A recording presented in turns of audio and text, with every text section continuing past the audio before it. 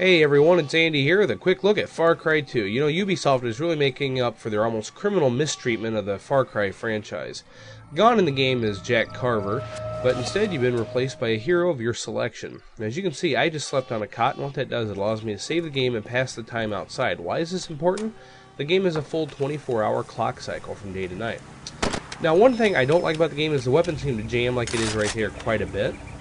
And the blood is really good in the game as well. But the weapons just jam in inopportune times. However, to make up for some of this stuff, you know, everything can't be perfect. Look at the way that the modeling just moves between the mounted gun, and then when I get back out of the mounted gun, it goes right back down to the steering wheel again. It's just really smooth animation. You know, I just wish they would have an option for the gun jamming. You know, maybe they can tone it down a little bit. So yeah, there I go right back in the driver's seat. Alright, and vehicles are fully drivable. There's boats, hang gliders, all kinds of vehicles you can drive around in. They actually steer very well. There's also a game map that'll let you look all over the map to see where your objectives are. There's also a little tiny PDA, as you can see, mounted to the dash. It's like a small version of the map. It helps you find the in-game currency, which I'll get to in just a little bit. Now, the game is pretty much 20 by 20 square miles of open world to explore and adventure in.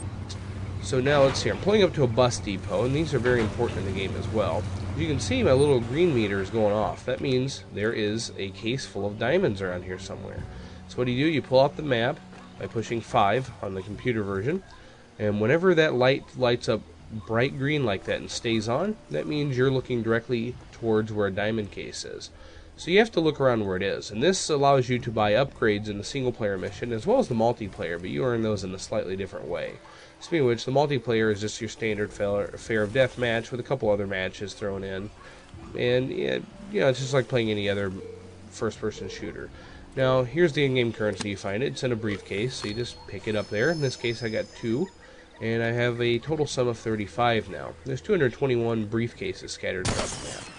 The physics in the game are amazing. Everything seems to just be alive in the game, including the fire, and I'll get to that here in just a second. Here's the bus transit map, and I'm about ready to torch it. The bus transits allow you to get around from place to place really quickly.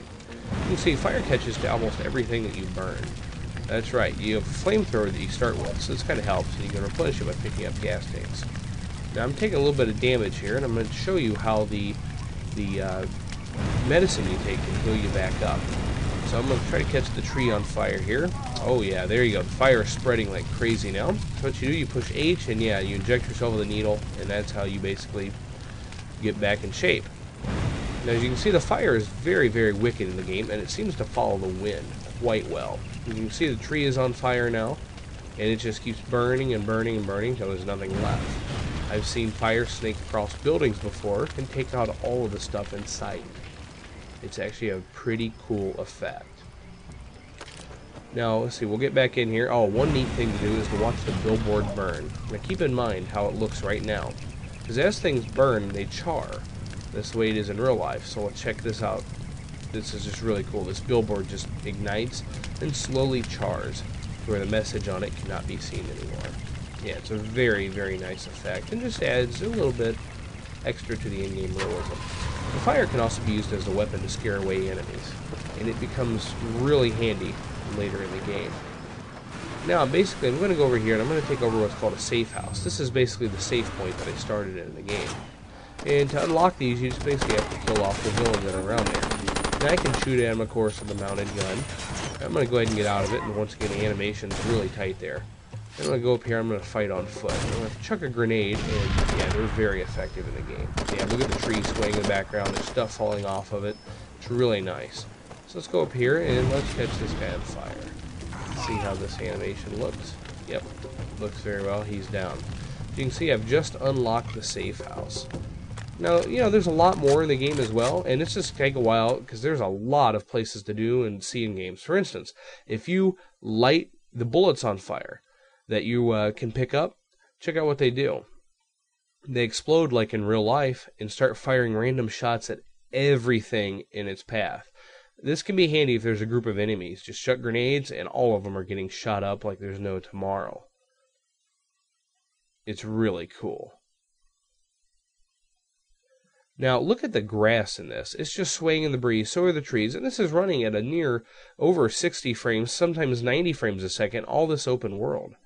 And you can also repair the vehicles in the game. Sometimes they break down after getting shot up too much. This is done by pulling out the handy wrench and just going to town on it. Now, if you also get, killed in the game, sometimes you get lucky and you have an ally come out and rescue you. Such is the case here. This gentleman picked me up here, and he carries you off. You kind of black out for a little bit, and then you come to a little bit later as he's still carrying you. And then he lets you go. Usually tells you to snap out of it or something like that, and then keeps carrying you off.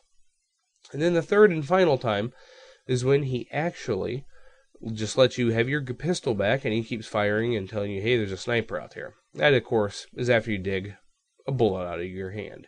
Everybody, this Far Cry 2, I recommend it. Pick it up. It's great.